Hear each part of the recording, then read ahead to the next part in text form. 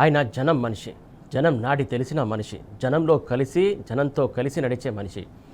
నేతగానే కాదు, ఓ సామాన్యుడిగా కూడా జనం బాధలు తెలిసిన మనిషి, జనం గాథలు విన్న మనిషి. అందుకే ఆయనను అక్కడి వారంతా కోరుకున్నారు, కోరి ఏరి తమ నేతగా ఎంచుకున్నారు.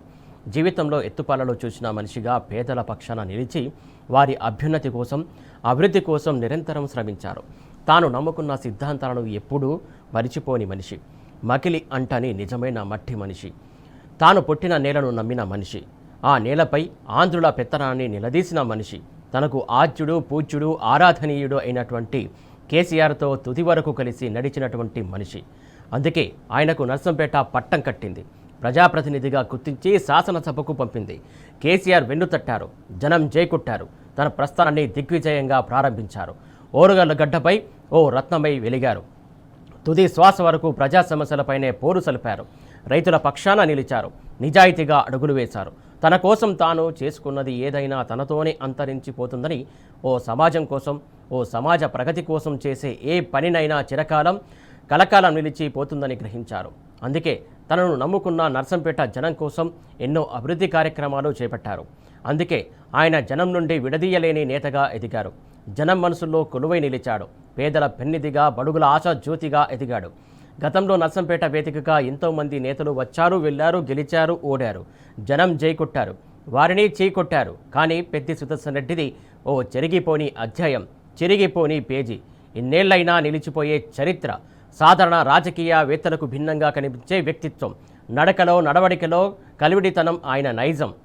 అందుకే ఆయనది ఓ భిన్న రాజకీయ విధానంగా భావిస్తారు. ఎదుటివారి చెప్పేది శాంతంగా వింటారు. సమస్యను ఆకలింపు చేసుకోవడం, పరిష్కార మార్గాన్ని అన్వేషించడం ఆయన విధానం. ఎన్నికల సమయంలో మెరుపులా మెరిసి మాయమయ్యే నేత కాదు కనుకనే ఇప్పటికీ నర్సంపేటలో ఆయన హవా ఓ పవిత్ర గంగాజల ప్రవాహంలా సాగుతూనే ఉంది.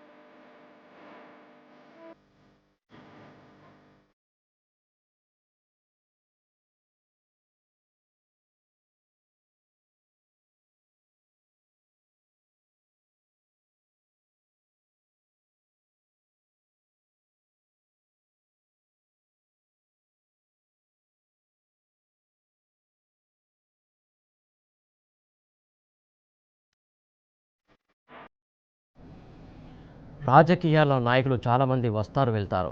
కానీ కొందరు మాత్రమే ప్రజల జీవితాల్లో ఒక కుటుంబ సభ్యుడిగా మిగిలిపోతారు. నర్సంపేట మాజీ ఎమ్మెల్యే పెద్ది సుదర్శన్ రెడ్డి మరణం అలాంటి విషాదాన్నే మిగిల్చింది. ఆయనను కేవలం మాజీ ఎమ్మెల్యేగా కాదు, అందుబాటులో ఉండే నాయకుడిగా గుర్తు చేసుకుంటున్నారు ప్రజలు.